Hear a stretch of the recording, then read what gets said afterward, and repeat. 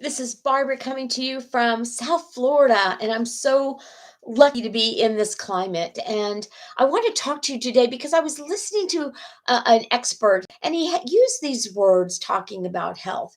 These are historical times. Like at this point in history, it is paramount to be paying attention to our health and taking measures for our own health and that of our family.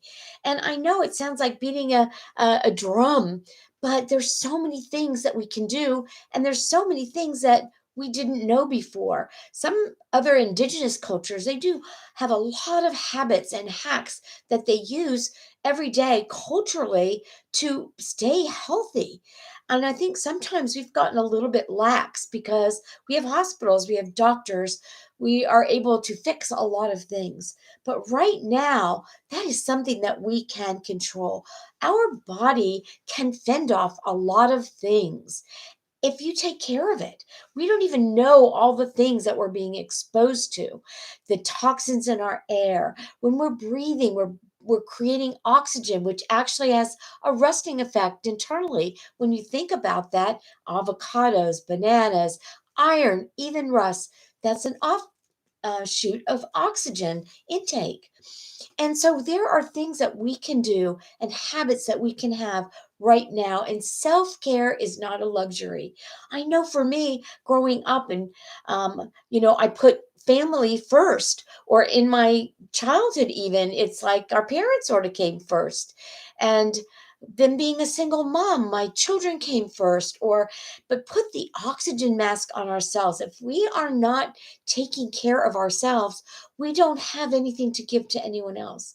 Plus, we're modeling for others, modeling for parents as they age, modeling for children. You don't even know all the people paying attention to you. However, it's really, really important. Some of my friends are way up north, I mean, in Maine, and I have been enjoying seeing some of the videos that they've been posting on Facebook. Extremely large amounts of snow.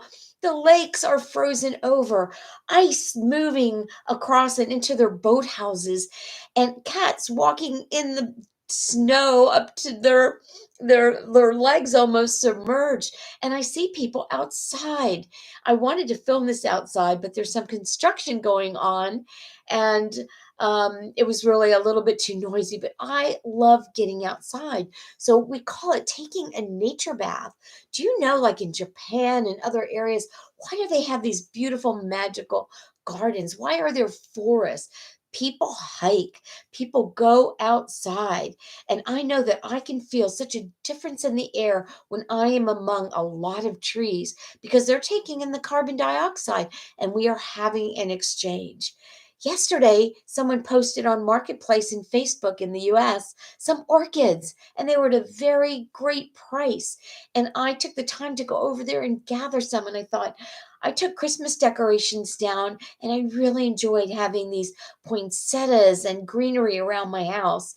And I thought, I can put them in that spot, and it can bring me some happiness and joy as I look out the window, as I am having them sprinkled around my house and my doorway. And she's an event planner, and they use a ton of orchids in some of the events. And so that was so nice, taking the time to look at what makes you feel happy. It's really, really important. Our emotional well being contributes tremendously to our disease processes. It often manifests in the diseases that we see so often.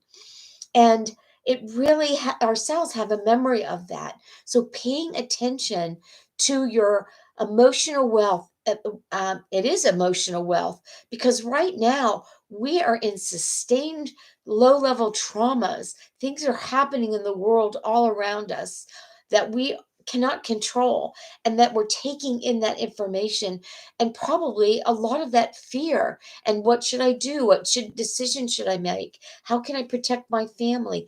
What should I do? But one thing that you can do is be as healthy as you can. So last night I didn't sleep that well, and I normally do. And I take something for the mitochondrial health. Your body is repairing at night. and detoxing. So in the morning, sleep is just so important, and how you break your morning time. Did you know breakfast really comes from break fast? A lot of talk has been centered around fasting and intermittent times of fasting, going longer and longer between times of eating. Your body needs some rest from so much digestion, and a lot of processes happen during that time.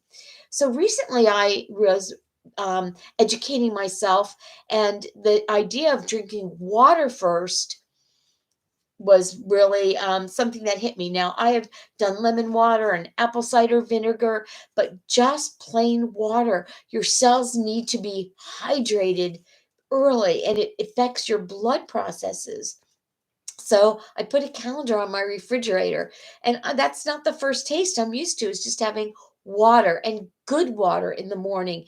And I set a goal of 18 ounces. So that's a substantial amount, but you're flushing out all of those toxins that through the night your body has been putting into your bloodstream, and you're hydrating your cells with new fresh water. It's also good for your fascia, and I've been learning through the business that I'm in about fascia, because many physical therapists have joined the business that I'm in nutrigenomics, and bringing biohacking to the surface.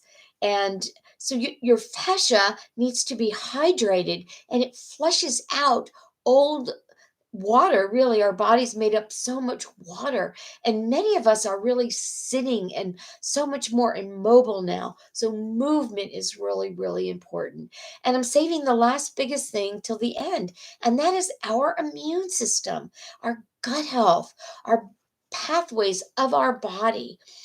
And I would like to share more about that. We had a great talk last night by some very big experts, and also some testimonies of people that changed through simple habits, changed their gut health, which in turn changed so many things that were going on with them. So I invite you to reach out to me. My name is Barbara Dertina. My business is Wellness Matters. You matter. You can find me on Facebook, Instagram, and my website of that same name. So do something healthy for yourself today. And I'm happy to say that I've had 30 days in a row of drinking 18 ounces of water first. And once you change that habit, your body is used to that, and it feels natural. And that's what you want to do. But make those changes small. Do one thing at a time so that you can sustain that habit. All right? You'll be hearing a lot more from me. Thank you for listening today.